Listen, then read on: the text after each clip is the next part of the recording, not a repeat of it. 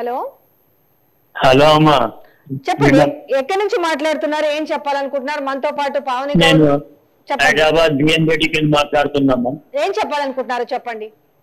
ఏం లేదమ్మా, మన రాష్ట్రానికి ఒక పిచ్చోడు వచ్చేసింది. ఆ పిచ్చోడికి ఏంటంటే ఇప్పుడు ఉర్దూలో ఒక సామెత ఉంది, జేడు బేజే కావాలంటారు. జేడు బేజే అంటే ఒకటిన్నర బేజా ఉన్నాడు. బుర్ర ఉన్నోడైతేనేమో చెప్పకపోయినా అర్థం చేసుకుంటాడు, బుర్ర లేనివానికి చెప్తే అర్థం చేసుకుంటాడు. వీడు ఏంటంటే అవునంటే కాదంటాడు, కాదంటే అవునంటాడు. ఇవన్నీ మొత్తం ఉచితాలు పెట్టి జనాలను గుట్టగాలను తయారు చేస్తున్నారు. ఈ ఉచితాలు తీసేసి వాళ్లకు ఉద్యోగాలు కల్పించాలి. ఆ ఉద్యోగాలను వాడు సొంతంగా సంపాదించుకునే మార్గాలు గురించలేదు. ఇక చెప్పాలంటే ఇవన్నీ ఉచితాలు తీసేసి అన్ని మొత్తం ఏంటంటే విద్య వైద్యము ఫ్రీ చేయాలి. ఆ విద్య వైద్యం ఫ్రీ లేదు. ఉన్నోడు చదువుకోవాలి, లేనోడు చదవదు. వాడు కూలి కొడుకు కూలి పని చేయాలి. అట్లాగే తయారైతుంది జనం ఈ రాష్ట్రాలు. థ్యాంక్ యూ సో మచ్ అండి, మీ అభిప్రాయం తెలియజేసేందుకు. చూసారు కదా పబ్లిక్ ఏంటనంటే వీటి ఏవి కూడా ప్రజలకు అవసరం లేదండి. ఇప్పుడు ఈ చిహ్నాలు మార్చుడు ఇవేవి కాదు, వాళ్ళకి ఏంటి విద్య వైద్యము వ్యవసాయాలు ఉద్యోగాలు గిట్టుబాటు ధరలు ఇవి కావాలి. ఇప్పుడు మన తెలంగాణ ప్రతిష్ట ఏం దెబ్బతింటలేదు కదా. ఈ చిహ్నాన్ని మార్చడం వల్ల ఇప్పుడు ఏం మారుతుంది?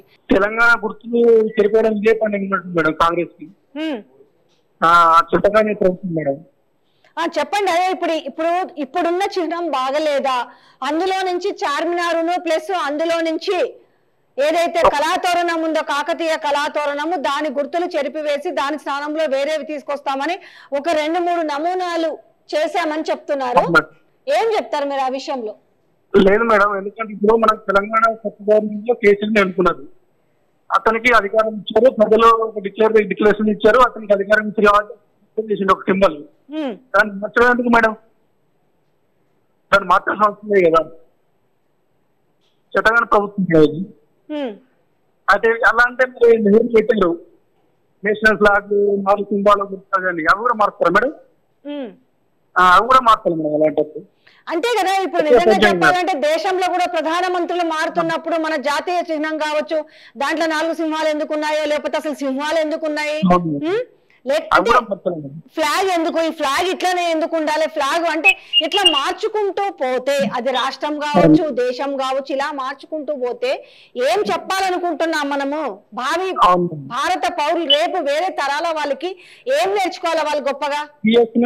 టిఎస్ నుంచి టీజీ పెట్టాడు, అది నేషనల్ సింబల్ మార్చుకుంటారు. 3 కూడా మార్చాలి మేడం. కోర్టులకి చేయండి మేడం, కోర్టుకెళ్ళండి మేడం.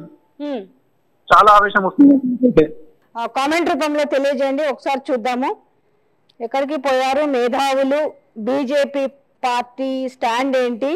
నోర్లు మూసుకుపోయావా అందరివి అనేసి డాష్ డాష్ అనేసి రేవంత్ అనేసి ఒక బూతులు తిట్టారు. వద్దులండి బూతులు, మనం ఎందుకు చదవడం. కానీ ఇంకొకరు పెట్టారు, వాళ్ళు రాజముద్రలో గుంపు మేస్త్రి ఫోటో పెట్టాలి అంట, డాష్ డాష్ వేస్ట్ పాలన అని పెట్టారు. సో ఎవరికి కూడా అంటే అంత అభ్యంతరకరంగా ఉన్నట్టు అనిపిస్తుందా నిజంగానే?